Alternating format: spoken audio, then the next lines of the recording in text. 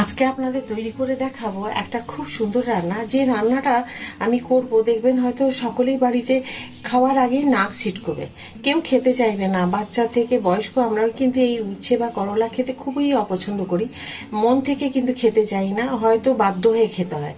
কিন্তু আজকে যে রান্নাটা করব, এখন আমি উচ্ছেগুলোকে খুব ভালো করে ধুয়ে পাকা বীজগুলোকে ফেলে দিয়েছি। দেখুন এখান থেকে পাকা বীজগুলো আমি ফেলে দিয়েছি। এখন এগুলোকে আমি সব সুন্দর করে খুব লাল করে ভেজে নেব, মানে যাতে সেদ্ধর জন্য খুব একটা সময় না লাগে, ভাজার মধ্যেই যেন সেদ্ধ হয়ে যায়। তো আমি কি কি মশলা দেবো এটা সেটা আপনাদের দেখাবো। আর এইভাবে গোল গোল করে কেটে নেবেন, তাতে রান্নাটা করলে না দেখে কিন্তু খাওয়ার ইচ্ছেটা জাগবে, যে বেশ সুন্দর লাগছে দেখতে, দেখি একটু খেয়ে। তো এইভাবে গোল গোল করে কেটে নেবেন। তো চলুন, আমি দেখুন তেল তো দেখতেই পাচ্ছেন গরম হয়ে গেছে, তো এখন তেলের মধ্যে দিয়ে এগুলো ভেজে নিই।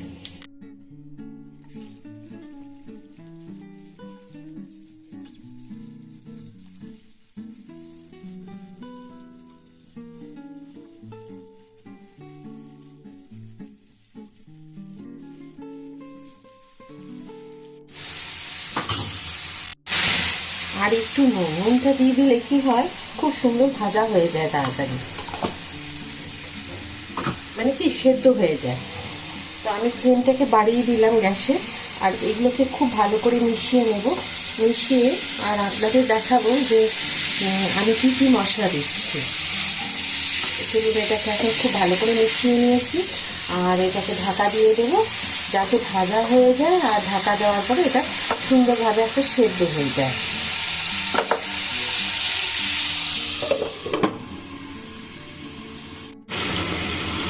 এখানে আমি যে উচ্ছেতে মশলা কি দেবো দেখুন, নিয়েছি 1 ইঞ্চি আদা, আর একটা গাঁটের থেকে যে রসুনের গাঁট থাকে তার অর্ধেক দিয়েছি, একটা ছোট গাঁট থেকে যে রসুনগুলো দিয়েছি।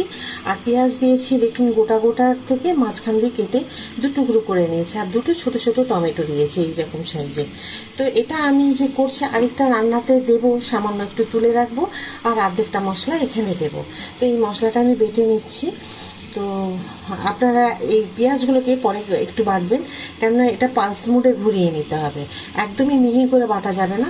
চাইলে গ্রেটারে আপনারা গ্রেট করে নিতে পারেন যদি মনে হয়, আর নাহলে পালস মোডে মিক্সিতে ঘুরিয়ে নিতে পারেন, বা চপারে চপ করে নিতে পারেন। চলুন আমি ভালো করে বেটে নিই। দেখুন আমি মিক্সিতে দিয়ে দিলাম, পেঁয়াজগুলো 2 টুকরো করে নিয়েছি। এইভাবে আমি এখন এটাকে দিয়ে দেবো, পালস মোডে ঘুরিয়ে নেবো। দেখুন পালস মোডে ঘুরিয়ে নিয়েছি। আপনারা যদি মিক্সিতে ইয়েতে করেন, গ্রেটারে গ্রেট করেন, ঠিক এইরকমই হবে। আর একটু এর থেকে যদি মিহি হয়ে যায় তখন ভালো লাগবে না। তো সেই কারণে আমি এইভাবে দেখুন মানে মিক্সিতে করে নিয়েছি।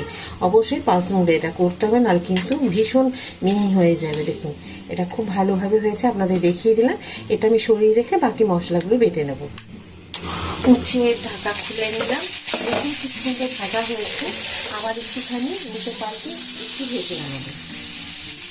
আমার ভীষণ ভালো লাগে উচ্ছে ভাজার গন্ধ, বা উচ্ছে ভাজা খেতে। বাকি রান্না আমি খাই না ঠিকই, একটু সেদ্ধ বা অন্য কিছু রান্না হলে খাই না, কিন্তু পেঁয়াজ দিয়ে একটা যে উচ্ছে রান্না আপনাদের দেখিয়েছি আমার পেজে গিয়ে দেখে নেবেন, ওই রান্নাটা আমি খুব ভালোবাসি খেতে, আর এটাও খাই। তো এই জন্য আপনাদেরকে ওই রান্নাটা আমি দেখিয়েছি পেঁয়াজ দিয়ে যেটা করতে হয়, আর এটাও দেখিয়েছি। আবার আপনাদেরকে নতুন নতুন কয়েকটা রান্না উচ্ছে দেখাবো।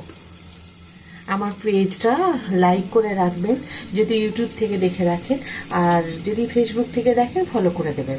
তাহলে আরেকবার ঢাকা খুলে দেখে নিই। দেখুন খুব সুন্দর ভাজা হয়ে গেছে। এখন উচ্ছেগুলোকে আমি সব তুলে রেখে দেবো। এখন সেদ্ধও হয়ে গেছে, আর এই যখন ঠিক ভাজা থাকবে এই ভাজাটাই ঠিক আছে।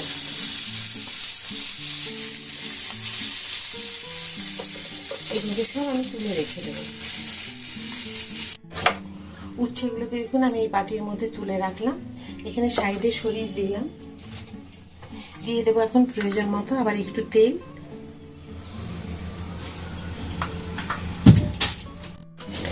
দেবো একটা শুকনো লঙ্কা, একটু কালো জিরে,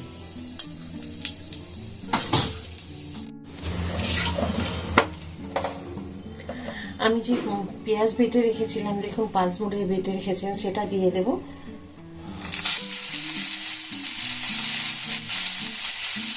এইটুকু রাখলাম অন্য রান্নার জন্য। আপনাদের তো বলেইছিলাম আরেকটা রান্নার জন্য আমি এটা একটু মশলা করে নিচ্ছি। এখন দিয়ে দেবো যে দেখুন পেঁয়াজটা আমার একটু ভাজা হয়ে গেছে, মোটামুটি 1 মিনিট মতো একটু ভেজে নিলাম। হাই ফ্লেমে ভেজেছি, কারণ পেঁয়াজের একটা তো নিজস্ব জল বেরোয়, সেইটার কারণে অসুবিধে হয় না। দিয়ে দেবো মশলা আমি 80টার থেকে একটু বেশি, এইটুকু রেখে দিলাম। আরেকটা যে আমি রান্না করবো সেই রান্না, সেটা আমি অন্য দিন আবার একদিন দেখাবো, আজকে নয়। দেবো এখানে আমি পরিমাণ মতো হলুদ, একটু দেবো জিরে গুঁড়ো, এই ধনে গুঁড়ো, সরি একটু দেবো জিরে গুঁড়ো,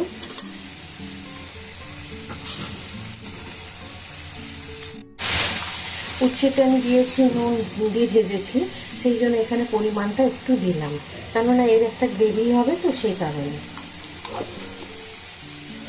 এবারে এটাকে আমি খুব ভালো করে কষিয়ে নেব।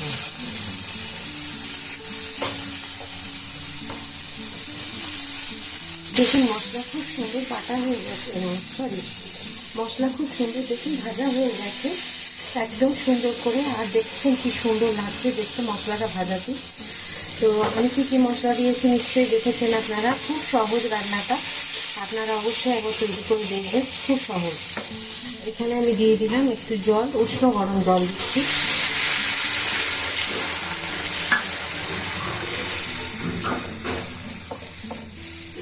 উচ্ছে রান্নার জন্য যে আমি মশলাটা রেডি করেছি, আমি এই উচ্ছে ভাজাগুলো এখন দিয়ে দেবো এখানে।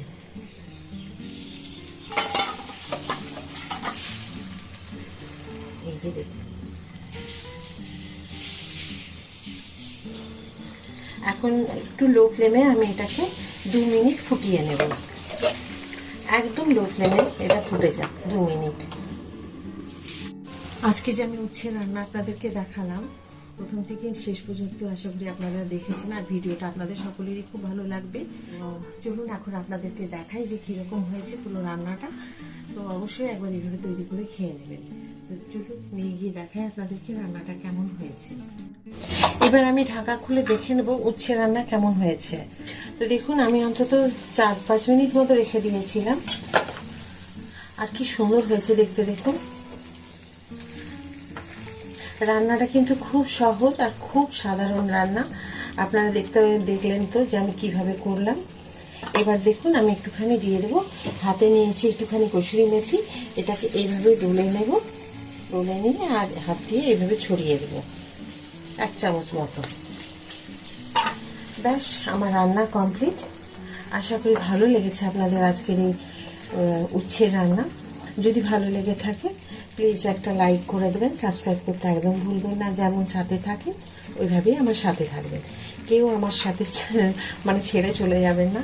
আর রান্নাগুলো কেমন হয় অবশ্যই কমেন্ট করে জানাবেন। আপনারা তো কমেন্ট করেন রান্না ভালো হয় বলে, তবুও আবার বলবো, আর অবশ্যই এইভাবে একবার তৈরি করে খেয়ে দেখবেন, খুব ভালো লাগবে।